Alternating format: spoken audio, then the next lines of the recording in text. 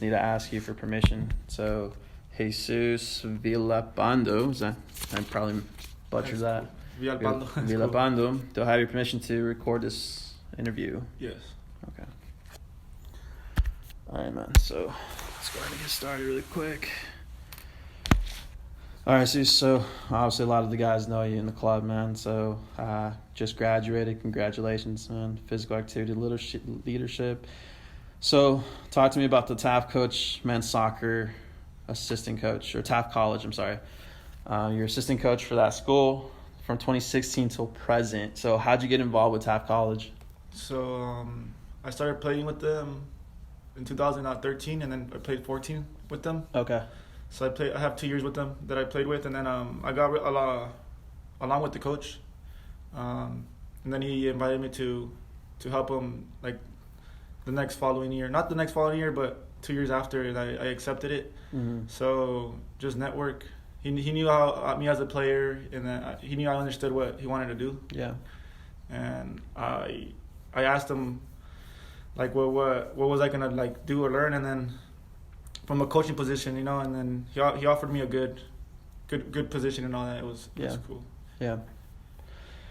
Man, that's good, man, because honestly, a lot of the players do respect you already as it is, especially you having to work and go to school and graduate from here. You're an alumni, man, so that gives you a little bit of the upper hand there.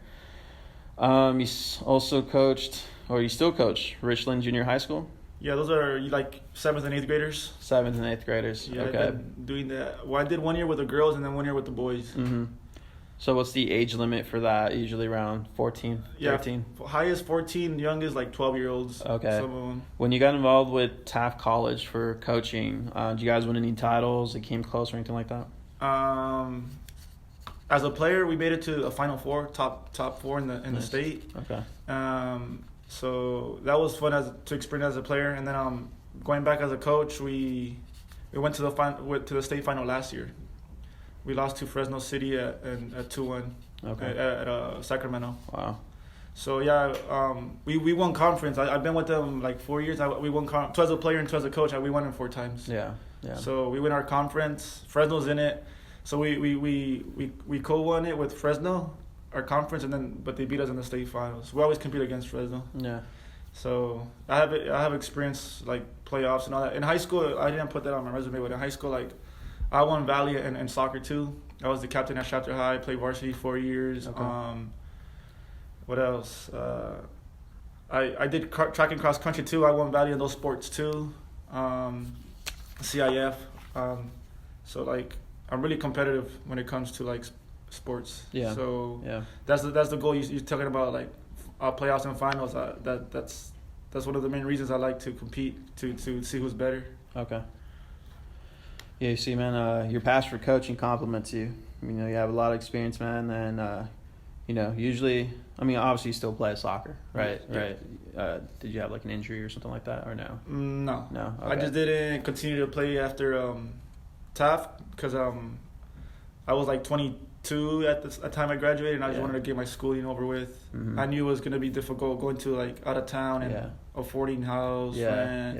Yeah. And then I was like, I'll just focus on coaching, focus on my degree here at CSCB, and just focus on the coaching side of soccer. So you obviously have a big passion in coaching, right, man? Yeah.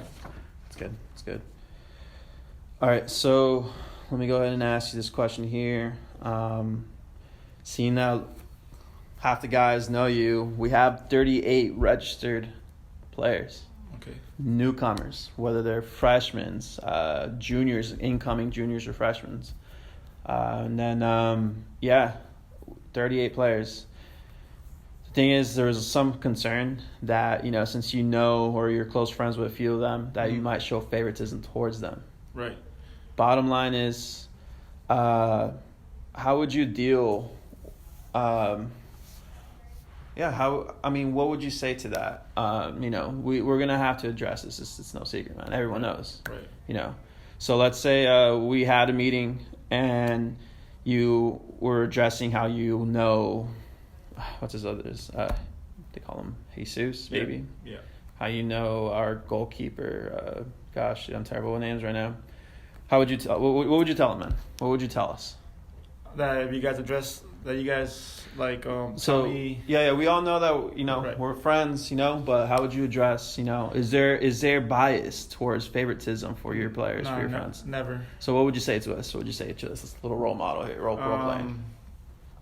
Well, first of all, like, it's different as a coach and as a friend. You have to be more professional. So I would just tell you guys that the guys know me. They'll get to know that it's all about soccer.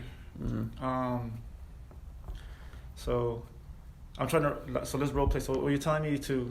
So I'm the audience here. I'll pretend there's a bunch of players here. We're holding this meeting, Okay. and we asked you, Coach. You're obviously friends with half of the players here. Yeah. Is there favoritism? And if there isn't, what can you guarantee us that there won't be in the future? All right. So there's no favoritism around me. I try to keep it professional as I can. So you guys will notice that these guys have to earn their playing time on the practice field. You guys might see that we get along differently after the games or before practice or after practice, but during practices, it's all about soccer. I'm not there to be friends or anything like that. And it has to be fair with everybody. Me as a player, if I was in your guys' position, I wouldn't like a coach taking favoritism over another player just because they know each other or anything like that. Mm-hmm. I've been in situations like that, so I've been on the other shoe, on the other side of this. So that I really disliked that when I was a player growing up. It usually happens when the parents are the coaches of some of your teammates, and it's like, what the heck? So I experienced that, and I could guarantee you that won't happen with my system, because overall it's a team sport. Yeah. And if there's a dysfunction or so, like somewhere, it affects everybody. And starting with me, if I'm the bad example, if I'm the one causing the drama, the whole system is broken. So I understand that too. Like, everybody has their role. Everybody has different like jobs to do, and I have one of the biggest ones, and I can't be the one messing it up. Yeah. And then blame it on others, and then then it's my fault at the end of the day. But I'll make it clear if I do get a job and all that, I'll make it clear that the time it has to be earned. Yeah. I know we have 38 guys, or depending on how much we want to keep, but it's at the end of the day, it's soccer. If my friend's not doing their job, he won't even get on the field. He needs to do the job on the field, at practice, on his own, whenever we give him like individual work to work on, and you can tell the results within as time progresses, as the season goes. And if he's not improving, then the time, like the playing time goes down. Okay. So on that note, man, I'm gonna piggyback off of what you said. So you do have friends playing in this club. So on that note, it's very important, obviously, maintain professionalism. Right. At the same time, be strict. Right. Because as soon as these guys have that feel like, oh yeah, he's just another friend, we start losing the respect for the coach. We start losing the respect for the club. Right. Because the bottom line is, man, that they're not playing for that number in the bag. They're playing for that, representing CSUB. Exactly. And go ahead. So one thing, I'm young, obviously. I coach the assistant guys. I mean, I assist at Taft College, and they're all almost my age. Yeah. They're like 4 years younger. And when I first began, it was a challenge to like be strict, because with your age, you want to get along with them, but there's a moment where you gotta be like, all right, it's time to work. So that's one of the. I've improved in that, to be honest, but that's why I'm an assistant where the head coach takes care of everything. Obviously, I have my job and things to do, but here as a head coach, I want to take that challenge to be like, all right, this is. I know what to do, and now I need to do it, and I want to do it. That's why I'm getting involved. And even though they're my friends, I know I have to work on like, hey man, it's let's go. It's practice time, and I think I could do it. To be honest, I already experienced over there, and then as soon as they think you're their friend, they take advantage of you, and things aren't as efficient as they should be, or as the coach wants them to be. Yeah. So, and it all starts with the first couple of days of practice. You gotta set the tone. Like it is how it's gonna be. If you start off soft, you have to rebuild from the beginning. So might as well just start off strict, as not too much and not too less. because I experienced too. If we're too strict, the guys, they're going to school, they have problems, they have family stuff. You have to keep a balance. Push it to the limit where we're trying to compete as best as we can, and also where it doesn't add too much stress to their life. Because at the end of the day, we're all going to college. Well, they're going to college, and they're pursuing their own personal goals, and I don't want to add a burden to them. But at the same time, I do want to win, so we'll have meetings and balance everything out as best as we can. Of course, man. Just want to set the expectation, of course, man. Exactly. We can't have too much fraternization or just start talking about each other's girlfriends and stuff like that. Yeah, no, dude, that's different. Can't have that.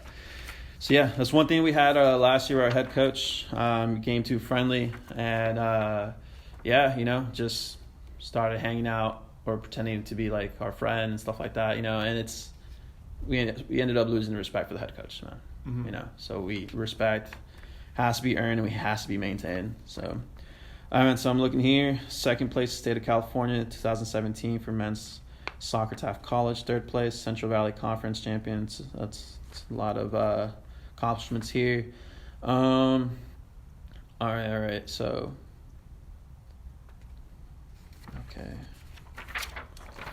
So let me ask you this question right now. So, what would you do if there's a player who is just an attitude? Let's say, there's 10 minutes left of the game. It's the finals, right? Turns out he's very skillful, very, very skillful. But we're down 1-0, finals, 10 minutes. We'll go to overtime if we tie it. He's probably one of our most talented players out there. We don't know who he is, let's just say for this case. But his attitude towards the last 10 minutes changes. It went from being, we got this, to suddenly start talking to the players, our own players. Okay. Not listening to your orders. What would you do? There's no right or wrong answer, but what would you do with only 10 minutes left? First of all, if he's on the field, I'll take him out. Have a talk with him. Ask him what's going on, what's the problem, I understand. One of the main reasons he might be upset is we're down, right? And there's 10 minutes. He might have the negative attitude, like, we're not going to win at all. So I have to take him out right away. I can't be like, he'll fix it, and then 10 minutes pass and the game's over and we're done. Right. So I'll take him out as soon as I see a reaction or a negative reaction. I'll take him out. I confront him about it, like, hey, dude, we need you. You're one of our best players. You're one of our role players. You can help us turn this around. Yeah. Make sure to understand like what impact he could bring within the last 10 minutes. Yeah. And either if it's too negative, if he doesn't change, if I get the response of like, I'm not gonna, like, if I get a feeling that he doesn't want to go back in or change it, then don't even risk it. But I'll do my best to like motivate him and convince him, like, just bust his butt off the last 10 minutes. Okay. For the team, because a lot of players that with attitude focus on themselves, and you got to readjust their mindset to the team environment, and okay. I think that could hopefully change it at the situation. Yeah, hopefully you take him out, doesn't take up too much of your time because you're the coach, man. Yeah, coach, man. So we definitely need to win those games. Yeah, and I'll put him right away back in. I'm not gonna like wait, like just talk to him, fix it. If I feel he doesn't want to fix it, don't go back in. If he wants to fix it, go back in. Hopefully within 8 minutes left. Right, as soon as possible. Just get his mindset correct. So you would just replace him with another player for the meantime? Yeah, for the meantime, and then, boom, just go back and fix it. Okay. Here's another question, man. So let's say a different scenario. This is the game that if we win or tie, we get promoted to first division because we're now second division. Mm-hmm. Win or tie, and we're going against UC Riverside. You tell our center back, sometimes they have the biggest responsibility because they're the last man, right? You tell our center back to not play around with the ball, to just clear it. Makes one small mistake, try to play around the ball. Forward took the ball away and scored. What would be your response to your center back after causing that goal? I'll take him out. Realistically speaking, man, it's fine. I'll take him out, to be honest, man. I'll take him out. If he's not responding to me and he gets punished and affects the team, I have to do something about it. Mm-hmm. I can't. If there's a problem, you gotta confront it. Mm-hmm. Another thing is if I do tell him something and he does do that and he he messes up still, I take the responsibility because he took my orders. But on the other hand, like right now, he didn't take my orders.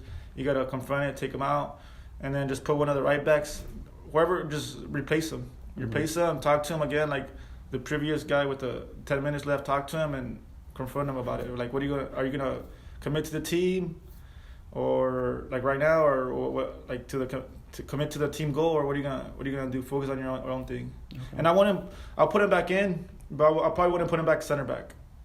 I'll give him another chance to fix it and put him on the right side. Whereas there's a big responsibility, but now like, okay, if I don't do my job here, I just got a big job to reduce to a smaller job, and if I don't do it here, I'm gonna be on the bench next. Mm-hmm. But that takes time, like to over the season. It just can't happen in one game, so it's kind of hard to explain right now. But yeah, just make them understand like it's a team sport at the end of the day. And if you want to do your own individual things, it's not gonna function. Okay. We have one more scenario for you. So let's say midway of the season, right? Trying to get those wins. We have a few injuries, right? So we decide to throw in a right back, and this is his first time starting.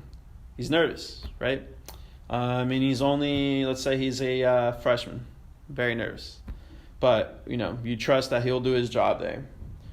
Let's say it's already 70 minutes have gone by, already second half. And he'd made one mistake where instead of clearing it with the ball, he'll just duck down and the ball just went past him right into the feet of the other forward who just scored the goal. Mm-hmm. What would be your response to that right back for messing that up? Well, depending on his reaction. Mm-hmm. If he seems bothered and it seems like he wants to fix it, just keep him in. If he puts his head down, I'm not good enough, or I'm not ready to start. Mm-hmm. He's not going to say that, but you can tell his body language, and then just would replace him. Okay. Those things happen to everybody. It's a hard situation, and I don't want to. Him being a freshman, I don't want to kill his experience. He needs some people at a young age or a young like at that moment as a freshman, he needs to go through it. Why not? And then just let him fix it. And maybe give him a chance to fix it. Most likely, I'll let him finish the game because I don't want him to get upset and then kill his rest of the season. So just finish the game as best as you can, and then that's it with him. That's good. We don't want the players to get discouraged, man. Exactly. It's very psychological out there, especially when something like that happens. Yeah. In terms of, if the player's misbehaving last 10 minutes of the game, subbing them out and just keeping them out would be the best reaction in my opinion. But you're the coach, man. You are going to be the head coach, once we decide on that. So, bottom line, what I'm trying to say is that I'm not here for one player. I'm here for the whole team. And if one player those last 10 minutes is just, bad attitude all around, we don't need him. Take him out. Let's get another player in there because it's not about one man. It's about the whole team. We don't want it to affect the chemistry at all. My opinion, man. But regardless, that was some good responses there. So let's go ahead and move forward, man. So let's see. I'm trying to think here. Okay. There's going to be new players. There's going to be returning players. There's going to be some returning players that only want to play with the returning players. Does that make sense to you? Yeah. I'll throw out a few names. So let's say it's, for this example, Sylvester Mendoza, Christian Franco, and Victor. Whenever we do a little indoor session, they just want to play with each other. Yeah. But the thing is, we have a whole team. So what would you do to make sure that it becomes inclusive? We combine and we make sure that we're a team. We're not just playing for one particular person, one particular group. Because we're trying to make this is a very, very diverse group here. Very diverse group. I'll split the returners into even groups. I think that's the best way to do it. Join them with freshmen or join them with new incomers. Okay. And I wouldn't tell them like, oh, this is the reason. They should understand. I'm not gonna be like, oh, we're gonna split you guys because you guys play with each other. Because then you let the whole group know like, oh, that they're doing that on purpose. So me as a coach, I'll do it and like, oh, just go over there. Not even make it obvious. Just hey, just go over there and then. Yeah. Not even make it a big deal. Yeah. In my overall point. Yeah. So just split them in groups. Maybe 2 returners here, 2 over here, 2 over here, whatever. Depends on the groups we're trying to have, and that goes for everybody everywhere. Like at practice, indoor, wherever we're gonna do it. And then when everybody whenever there's a good chemistry within each other, yeah, go join your 3 groups. and then return back to your returners. You know, the newcomers.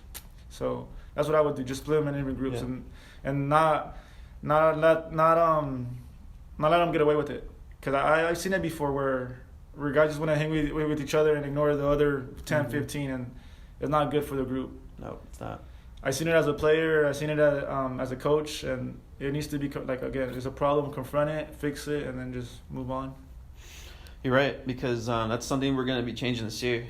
You see, too many times, you know, they kind of have their own posse that they want to be with, you know, and we got to change that. It's all about the experience here at this club. We have about, I think it was like 12 guys that are seniors graduating, right? And for them, it's just one more year. But what about for our potential future club members or future players that are going to take over, you know? It's about the experience, man. And for me, I don't want two people that know each other to be playing all together. I want them to go out and just meet new people. So it's best to... Yeah, that's another thing, especially in the beginning of the season, just get along. You know, we could have events too, not just practice where they could get along. We have like a little pizza party or, you know, stuff like that. Exactly. You know, where we just hang out. Yeah. Not even like the whole day, just like an hour, 30 minutes, an hour, and just do our own thing. Some team builders or something, you know. Yeah, exactly. You know, that's the best part, because my committee right now, there's an administrative side and then there's the athletic side.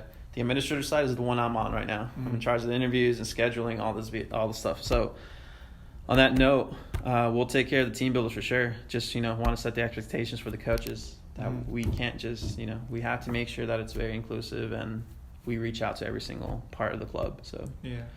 All right, man. So we're doing time. We're still early. Okay, yeah, we're fine. Okay, so let's talk about some plans here. All right, let's say you got this. Let's say we decided, yeah, we'll go ahead and go with you. All right, here are the plans for the club. So, yes, we have 38 registered members. That is double the amount from last season. Mm-hmm. In fact, returners that we didn't expect for them to return because they decided not to quit halfway have returned. They're like, they saw the direction we were going and the organization was there, so we're set. 38 players is way too many for one team, which is why we're going to have two teams. Your job is to only focus on the first team, only on the first team. Okay. The first team will be, we'll cut it at around 23 players at most. They will go playing West Coast. That's the conference, the Collegiate Club Conference. So 23 players there.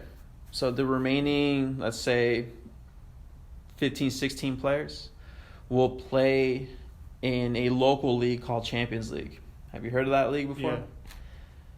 Right now, is the second team will be like your developmental league, because chances are we're going to have players come out, because we can't deny no one. We're going to have players come out, and for them, they're in the developmental stage. So we'll put them in the developmental league or recreational league, Champions League. Mm-hmm.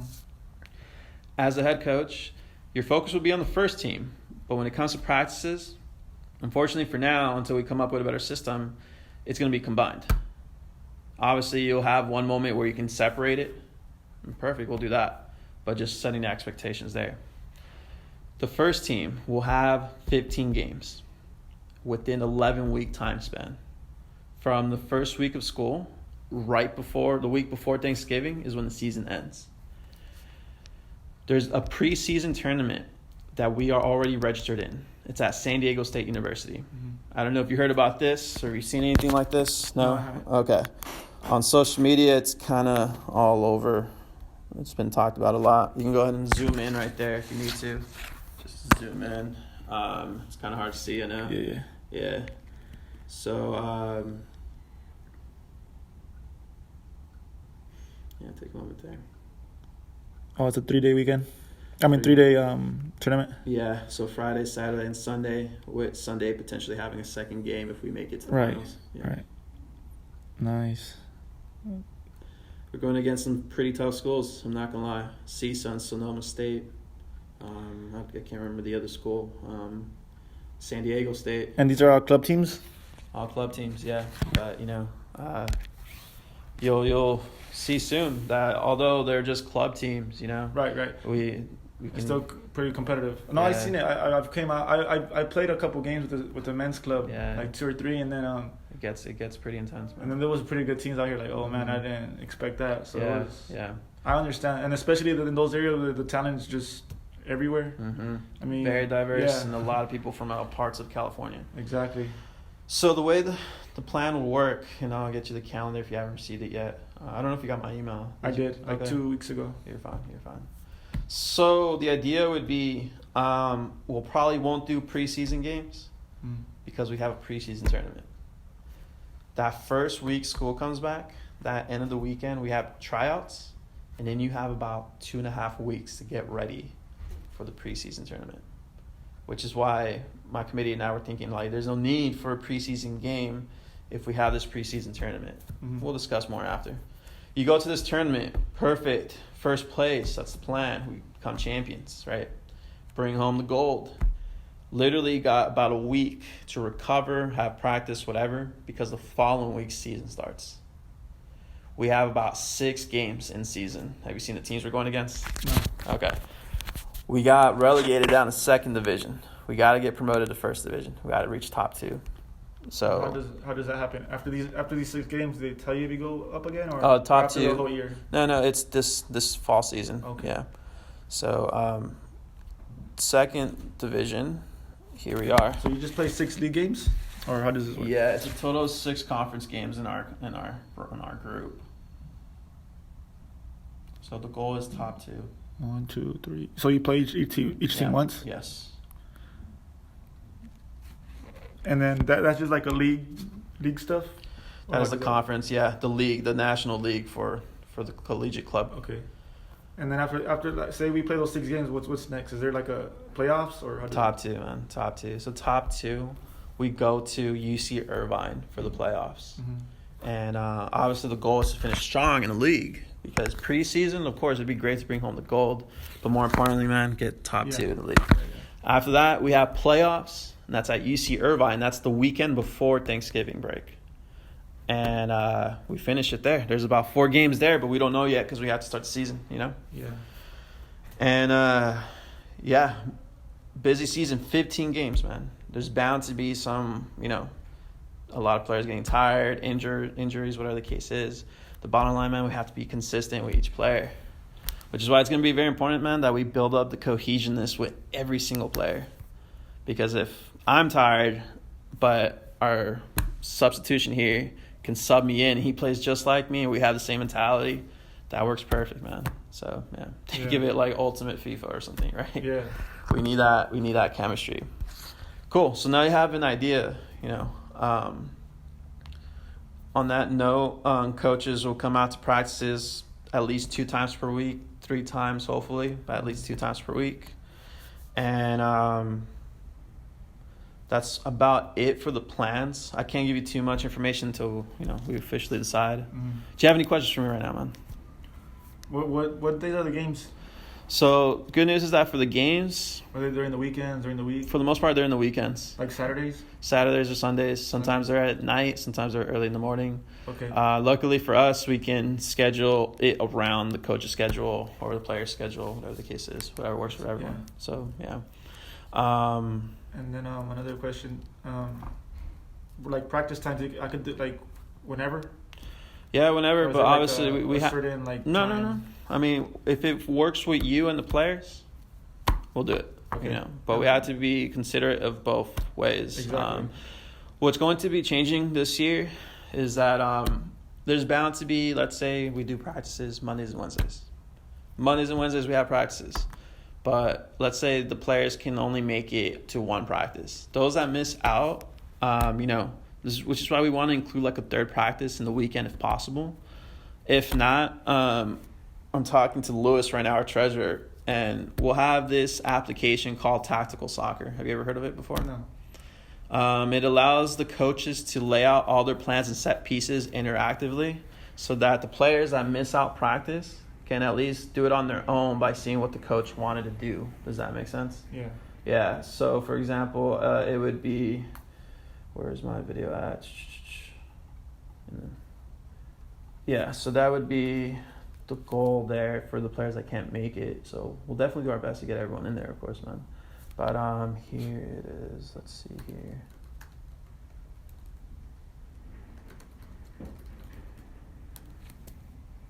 All right. Yeah, so many different ones here, man. But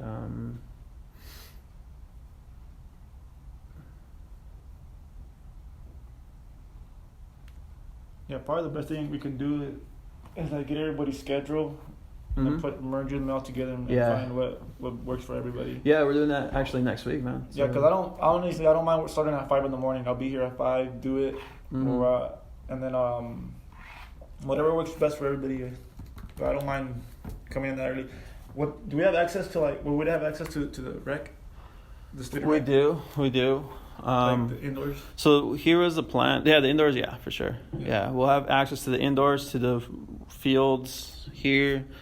The plan right now is, we need a coach for the tactical stuff, which you just reminded me. We'll start talking about tactics in a second. The idea is that, any coach can do fitness. Anyone can do fitness, We don't want to pay you for something generic for fitness, So that's where SRC was going to step in and get us a fitness group trainer, in which we just extreme fitness, what's it called? High intensity interval training, everything. That way, once we're done, we walk over to the field and we go to you, strictly tactics. Because, to be honest, fitness can be done by anyone. But for a soccer coach, you got to coach soccer. Strictly the tactics, the strategy, everything that we need on the field. Does that make sense? Yeah. That was a system we were coming up with. I'll show you tactical soccer a little bit later, Matt, because apparently I can't find it. But let's get back to the point. So let's talk about practices, man, because we still have about 25 minutes.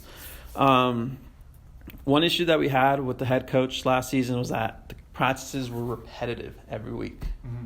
We're talking about a 12-week period, every week, same practice. Go warm up, go jog 10 laps, go do Brazilians. This drill that he had us do. It got to the point where we were no longer challenged. He switched it up a little bit, but these new drills were futile.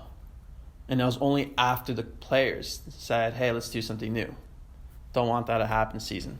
So I want you to talk to me. Give me four to five training sessions that you would do in terms of tactics and strategy after the warm-up. Let's see. Well, real quick, I want to touch on the topic. I as a player dislike that too. repetitive. So I understand that aspect of the players' like mindset changes right away. Like, oh, this is boring, or again, and I'm gonna try to make it as fun as possible. But anyways, back to your question. So after warm-up, we'll do like small-sided games. Possession, depending. I like to change it up. Possession, like a little possession game where there's little groups and everybody's working, and then it transitions to a bigger game where they're not working as much, but it's a team thing. And now some are going to be watching, and others are going to be obviously involved. So what I like to do is connect it. I'm not going to do like a possession game over here and then defense over here. I like to if we're going to do a practice session, it has to connect. Like step 1, step 2, step 3, and then step 4, we all put it together in a game situation, or like just play and whatever we just did for the previous hour and a half, use it these next 30 minutes within the game that we're gonna play. And it could be a bigger possession, or it could be 7v7, depending on that day. And there's also different practices where it depends how the season going. If we need to work on the defense, we'll have a defensive session the whole day. So we do 1v1 sessions, like small, like everybody's working, and then team defending, and then like game situation defending. Mm-hmm. For example, if our right side is always getting beat, for example, we have a game on Saturday, and we got 2 goals scored on the right side. We gotta fix that at practice. We just can't ignore it, and like next Saturday the same thing happens. So I'll confront it and be like, this is what we gotta do. So left mid drop in, center defensive mid do this, do that, and then we practice it that following week after the mistake. We fix it, and then game time we show that we improve. And then there's also situations where, for example, we build up good, but we can't cross the ball. We got to work at that practice. So we work on things like that. games that where you find your wing and cross it, and then you have 2 touch to finish or 1 touch, whatever, depending on what the objective is that day. Mm-hmm. So for the beginning of the season, it's all about passing and fitness, getting in shape, and team stuff. Control the ball, like fundamentals, master the fundamentals, and then as the season goes on, you could tell where our weaknesses are at. Oh, we're not good in the midfield. Let's fix that. Oh, we can't finish. We gotta figure something out. So it's always different practices, and there's gonna be days where we do the same thing, but it's not gonna be the next day. Like for example, we do the defensive session on Tuesday. We're not gonna do it on Thursday. Like we have to. Maybe we could do like the overall picture. Do like the first 20 minutes, 30 minutes to remember the like that session, and then build on from that. So I always like to build on it. It has to start off like simple, and then it just opens up to what we can do. Be more dynamic as a group. Okay. Your job as a coach, man, head coach, would be by the time we start the first week of school, after tryouts, have about a 10-week training program for tactics and strategy. Mm-hmm. One that's different every week, but it challenges them and develops them up to the player that you envision them to see. Defense, offense, one day, that's fine, that's perfect, but it's important that we always maintain that challenge for the players. No, exactly. Yeah. Exactly. And then it's not even, to me, it's not even what we're doing. You could have a Barca drill. Mm-hmm. It's going to go to waste, or it's going to be crap if the mindset and intensity isn't there. We could do a AYSO drill, and if you have the mindset of a Barca player, it could be phenomenal, like good. It'd be great. So it's about the coach setting the intensity. Like we're focused on the details. I'm all about the details, man. Yeah. That's where you win the games and lose games. Okay. For example, like you said earlier, where the ball goes over the head, like that's details. Mm. He obviously he has to do that, but it's just repetitive, like practice to do it right. Right. And then before it even happens, you're already prepared to fix it before you even mistake it. Okay. So it's all details. So Okay. To me, it doesn't matter what we're doing; it's how we do it. And the intensity has to be up, the details, because if the intensity is up, everybody wants to do good. Mm-hmm. If it's a Barca drill and then everybody's like, oh, whatever, like it doesn't. Why are we even there? Okay, gotcha. Let's talk about formations, man. So, what formation would you want to use, and why? There's like 3 I like because it's all different. Depending on the team, what we have. If we have, I would like to go. My favorite thing right now is 3 in the back, 3 defenders, and then 2 D mids, and then maybe four midfielders, and then 1 forward. Or it could be 3-5-2, where there's 2 forward at a time. It just depends. And the reason for that, to have 3 defenders, is to push one up and control the game a little bit higher up the field and be more aggressive. If we do have 4 players in the back, we could still be aggressive, but we won't control the game as much. It depends who we're playing against, because every game is different. Yeah. There might be a team where they like long ball, so we got to play with 4 in the back. Yeah. And then there might be a team where they like to play out of the back, so we go with 3 in the back, and then push another forward up, and then we win the ball up higher. Okay. It just depends on who we're playing. Okay. And then I like to be dynamic. Like for example, in my right back is fast and aggressive. I would probably use him as a forward once in a while, or as a right mid. It depends on the situation. Yeah.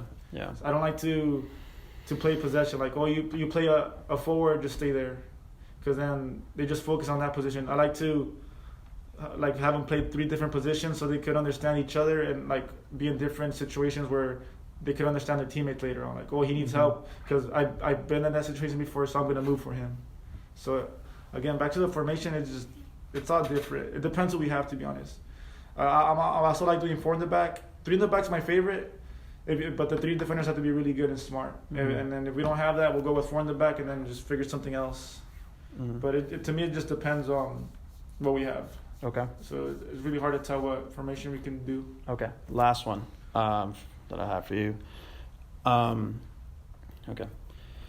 So something that happened last season was we have a game against Cuesta Community College, right? Players are like, man, we got this in the bag. We're going to win this. It's an easy team, right? They're a community college. What happens? We ended up losing 1-0 by the end of the first half. Missing goals, missing shots, right? And what I'm trying to say is mentality is very important. But what would you tell our players if they go in with that mentality? Let's say, and I'll give you two scenarios. One, let's say, man, we're going against UCLA, we're going to lose. And then two, we're going against Cuesta Community College, we're going to win. Mm-hmm. What would you tell your players if they said that? Is this before? Before. They're talking about this at the practice, literally the weekend before the practice. Well, that starts at before the game. The coach obviously could hear and you could tell what's going on. He's not. You can't ignore things. You can't ignore what's going on. Like you could hear players, it's going to be easy, it's going to be hard. Yeah. So you gotta fix it the first day of practice. Confront it like, hey man, I know we have UCLA in 4 days, and yeah, they're good, but we still gotta perform and do our best. Right. And same thing against Cuesta. It's easy. We still have a job to do. So it's all about mindset, and that starts at the beginning of the week of practice. And then if I do hear that the game is different, you gotta the mindset's already there for that day, and I as a coach have to do it, figure something out to change it. Mm-hmm. And again, that starts with the week practice. And then, for example, the starters are taking it more like that, because most likely it's the starters that think like that. Right. Just talk to the subs like, hey man, be ready, because if they're not gonna perform this weekend, you need to step up. And then if I have that feeling at the game, like, all right, I told you guys during the week, and then let the subs go in. It's all about mindset. Everything's about mindset. Yeah. You have to, regardless of who you play, you still have to perform and do your best. Yeah. Tell you what, man, I think that answers all the questions that I had. With the administrative side, man, and, we're both the same major. I'm doing exercise science, but like I said, the administrative side, we'll do everything we can to make sure we keep the team, open. Everyone's talking to each other. Everyone's having a good time, because it's all about the experience for us, We'll come up with team builders. We'll come up with activities, something for the players. Those that show up, we'll report it to the coaches. Those that don't, we'll tell the coaches, Bottom line, man, is, you're here to coach, and you're not going to have any issues with any of the players. Like I said, we had one player, it was like talking to a brick wall, because it was always argument after argument, and it was always his way. He's not going to be playing. We haven't heard from him. Don't know if you might know him. His name's Chris. Yeah. I don't know what happened to him. Don't know. But bottom line is, we don't have time for that, man. If it's affecting the club in any way, then we have to remove it, All right, Jesus, I think that answers all the questions I had, man. Do you have any comments or anything like that? Anything you wanted to add? Let's see. I had a couple questions in my head. Yeah, no, take your time. Take your time. We still got 15 minutes. Go ahead, what were you going to say? No, I was going to say, we'll let you know what we decide by Tuesday at the latest. If you do get picked, we have an event here Thursday. Not sure if you heard about that event on Thursday. What is it? It's the player signing jersey review, because we got our brand new jerseys straight from Nike, home and away set, a full set. I think it was 21 or 23 jerseys. You guys got Nike jerseys, and then aren't we at Adidas at the school? That's the thing, man. That wasn't up to me, How did that happen? Well, I guess no one liked the Adidas ones, because we had Adidas come through, and they didn't look so good. So I guess the whole club, or at least the committee, was like, no, let's check out these Nike ones, and they all liked it. And sure enough, man, the guy from Nike came through. We had a meeting, and he designed it for us, man. So that's cool. Yeah. So back to it, man. So we're gonna have a player signing event this Thursday at the multi-purpose room. We're gonna have a backdrop and everything. Pretty sure you know what a backdrop is, right? That little thing CSUB stuff in the back. Literally, player signing event, meaning player sits, little commitment contract here. They sign it, and then they take a picture with the backdrop in the back, right? Again, all about the experience, trying to give them, trying to make them feel like they're professionals, basically, right? Mm-hmm. They're going to have a good time. Cool. That would be an opportunity for the returners, newcomers, and the coaches to get to know one another, So parking permit is paid for that day, Okay. So we'll let you know by Tuesday if you get picked, man, because we will need you here on Thursday at the multi-purpose room.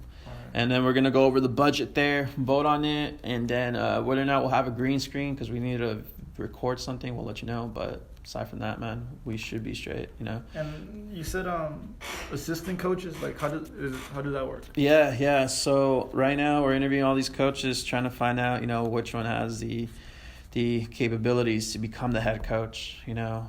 And then we'll first reach out to the head coach, say, hey, you got this position. Congratulations. We have assistant coaches, you know, that we reached out to, the coaches that we interviewed so far. And, you know, it would be up to you. We'll tell you everything you need to know about these coaches that we interviewed as well. And you know, it's recorded. So you tell us which one fits your, I guess, compliments you. Yeah. Idea, Mm-hmm. philosophy. Yeah.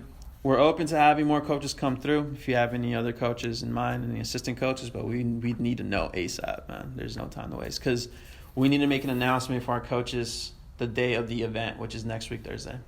Yeah. So time is of the essence, man. So we'll see. Definitely. Okay. Yeah. Do you have any other questions, man? No. It's going to be an interesting season, man. I don't think we're the first sports club to get chartered this semester. And we have a lot of things going on, man, from the FIFA tournament. What do you mean chartered? Like the buses could take us? Or well, that's why, yeah. So we need to make transportation, because I think that was a conflict last year, right? Trying to It's really hard for everybody, you know, take 6 cars and drive to San Diego. Like that's crazy. The idea is to have one giant bus take us to the away games. For the San Diego one, that one's going to be a little complicated because it's going to be a lot more. Yeah, exactly. But for at least the away games, give them that experience from high school that a lot of players, you know, miss or haven't That's enjoyed. also a good team builder. Mm-hmm. I mean, you guys are just chilling. You're not driving. You're focused on, hey, we're just chilling, having fun. Mm-hmm. And that's Yeah, that's what I enjoy. We do that at Taft College. We travel like to 4 or 5 hour games, and exactly, man. that's where a lot of bonding happens. Exactly. You're not doing homework, or you're not Yeah. stressing about anything. You're just on the way to the game with your teammate. Yeah. Exactly, man. So that'd be cool. That's why, man. It's like we're so well organized this semester that nothing can go wrong, man.